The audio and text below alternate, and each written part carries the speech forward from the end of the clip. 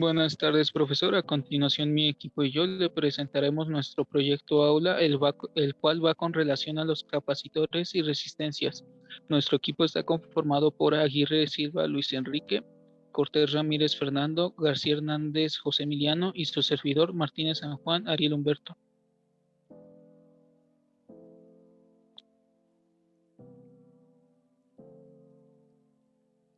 ¿Qué es un proyecto aula? El proyecto aula es un conjunto de actividades en donde se integran los conocimientos adquiridos a lo largo de las actividades de las unidades de aprendizaje. Esto con la intención de aplicar estos de forma práctica para obtener un resultado, ya sea para la sociedad o alguna novedad para algo ya existente. Al desarrollar este proyecto se tienden a adquirir capacidades como el trabajo en equipo, la organización, el liderazgo, tolerancia y la reflexión, además de adquirir conocimientos al momento de ir desarrollando la idea. Esto, esto hace que nuestro panorama se pueda ampliar teniendo como reacción de nuestro interés hacia cosas de mayor magnitud, repitiendo así el ciclo de aprendizaje. Por último, el desarrollo de este proyecto aula ayuda al estudiante a construir sus propios conocimientos, además de presentar una solución a posibles problemas los cuales se puedan presentar en el futuro, ya sea en su vida académica, laboral o cotidiana. ¿Qué es una resistencia? La resistencia eléctrica es la fuerza que rechaza o se opone a los electrones que se desplazan en algún material. La resistencia eléctrica es importante en la electricidad ya que ayuda a limitar y controlar el voltaje y la corriente eléctrica en un sistema. Se utilizan resistores para regular la resistencia eléctrica en un sistema. Por ejemplo, para conectar una lámpara LED de 3 voltios en una ranura de USB de 5 voltios, se debe de usar una resistencia de menos 2 voltios para que la luz no se queme. ¿Para qué sirven las resistencias eléctricas? Su función es, por tanto, la de ayudar a limitar y controlar el voltaje, al igual que la corriente eléctrica. Su unidad de medida son los ohms, además según su nivel de resistencia. Por el momento podemos detectar dos tipos de resistencias eléctricas, que son las aislantes y los conductores. En cuanto a las aislantes, presentan una gran resistencia eléctrica como encontramos en el plástico y en la cerámica, y los conductores, que a causa de su baja resistencia permiten el flujo de electrones como ocurre con los metales.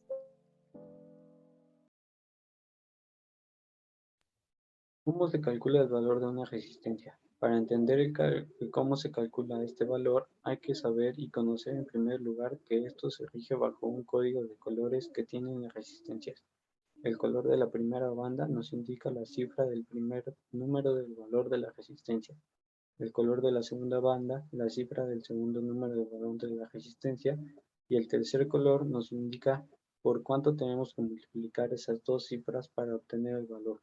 O si nos es más fácil, el número de ceros que hay que añadir a los dos primeros números obtenidos con las dos primeras bandas de colores. ¿Qué es un capacitor? Un capacitor, o también conocido como un condensador, es un dispositivo o tanque capaz de almacenar energía a través de campos eléctricos, uno positivo y uno negativo, cada uno al lado opuesto de sus polos. Este se clasifica dentro de los componentes pasivos, ya que no tienen la capacidad de ampliar o cortar el flujo eléctrico. ¿Para qué sirven los capacitores? Un condensador sirve para almacenar energía, sin embargo, tiene muchos otros usos de todo tipo, ya que combinado con otros electrónicos puede formarse interesantes sistemas, como los filtros de ondas sinusuales o corrientes continuas.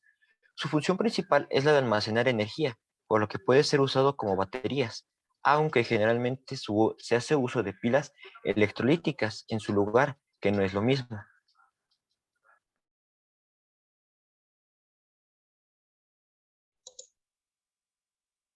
¿Cómo funciona un capacitor? Bueno, pues el capacitor o condensador eléctrico es un dispositivo que es usado para almacenar energía y que posteriormente se libere con velocidad. Cuenta con dos placas de aluminio separadas por una base de material aislante. se le conecta una fuente que brinda corriente directa o también puede ser una máquina que entregue potenciales positivos o negativos. Se conecta mediante un cable el terminal negativo de la máquina a una placa y el terminal positivo a la otra placa. La máquina depositora depositará cargas eléctricas en la placa, mientras una placa esté recibiendo electrones, es decir, que esté adquiriendo polaridad negativa, la otra está perdiendo electrones, es decir, que está adquiriendo una polaridad positiva. De esta forma, si se quita el material aislante que separa las placas, los electrones acumulados en una placa que querrán ir hacia la otra a la que hacen falta electrones, por lo que si colocamos un conductor entre las placas, se producirá corriente eléctrica.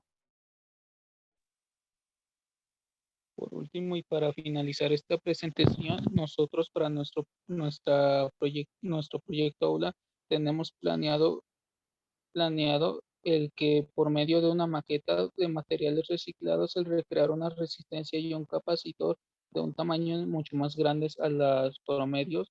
En otras palabras, una resistencia y capacitor más manejable que